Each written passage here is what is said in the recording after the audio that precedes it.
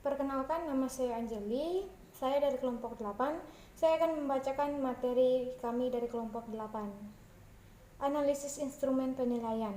Secara umum, yang dimaksud instrumen adalah suatu alat yang memenuhi persyaratan akademis sehingga dapat dipergunakan sebagai alat untuk mengukur suatu objek, ukur, atau mengumpulkan data mengenai satu variabel.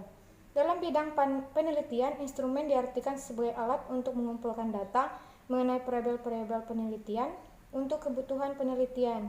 Sementara dalam bidang pendidikan, instrumen digunakan untuk mengukur prestasi belajar siswa, faktor-faktor yang diduga mempunyai hubungan atau berpengaruh terhadap hasil belajar, perkembangan hasil belajar siswa, keberhasilan proses belajar mengajar guru, dan keberhasilan pencapaian suatu program tertentu.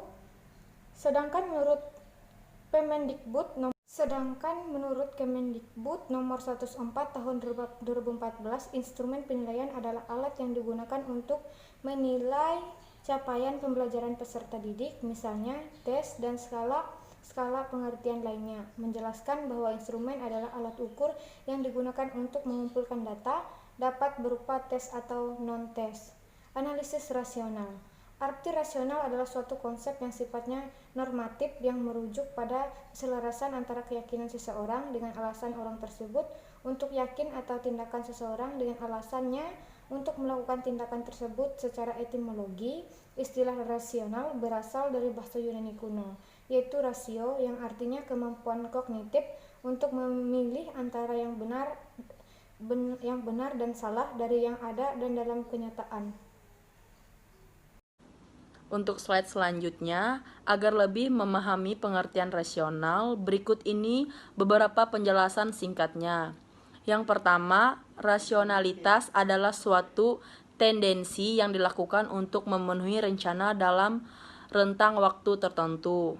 Yang kedua, bertindak rasional adalah tindakan yang dilakukan berdasarkan pertimbangan yang baik dan untuk tujuan yang baik.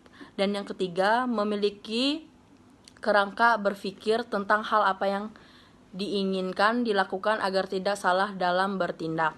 Yang keempat, bertindak dengan memperhitungkan segala manfaat dan rasio dari tindakan yang akan dilakukan. C. Analisis empirik. Empirik yang dimaksud adalah dalam ilmu pengertian sosial, yaitu suatu pengelompokan ilmu pengetahuan yang mengkhususkan dalam penelitian perilaku manusia dan lingkungannya. Hal berbeda dengan ilmu pengetahuan alam atau sains yang meneliti alam dan gejalanya. Kadang disebut juga hard thinker. Fokus utama dari penelitian empiris adalah informasi yang dapat diamati dari dunia nyata atau pengalaman langsung darinya. Yang tidak lain adalah data, sehingga ide utamanya adalah dalam riset empiris, kita menggunakan data sebagai cara untuk menjawab pertanyaan riset, untuk mengembangkan dan menguji ide ilmiah yang diajukan. Bagian D, tingkat kesukaran soal dipandang dari kesanggupan atau kemampuan siswa dalam menjawabnya, bukan dilihat dari segi guru dalam melakukan analisis pembuatan soal.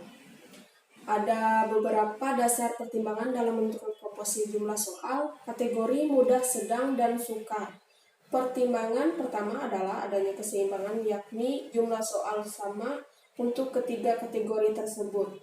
Dan kedua, proporsi jumlah soal untuk ketiga kategori tersebut, artinya sebagian besar soal berada dalam kategori sedang, sebagian lagi termasuk kategori mudah dan sukar dengan proporsi yang seimbang. Yang bagian E adalah daya pembeda. Salah satu tujuan analisis kuantitatif soal adalah untuk menentukan dapat tidaknya suatu soal membedakan kelompok dalam aspek yang diukur sesuai dengan perbedaan yang ada di dalam kelompok itu. Indeks yang digunakan dalam membedakan peserta tes yang berkemampuan tinggi dengan peserta tes yang berkemampuan rendah adalah indeks daya pembeda. Indeks ini menunjukkan kesesuaian antara fungsi soal dengan fungsi tes secara keseluruhan. Dengan demikian, validitas soal ini sama dengan daya pembeda soal, yaitu daya yang membedakan antara peserta tes yang berkemampuan tinggi dengan peserta tes yang berkemampuan rendah. Sekian presentasi dari kelompok kami. Apabila ada yang ingin ditanyakan, kami persilahkan. Terima kasih.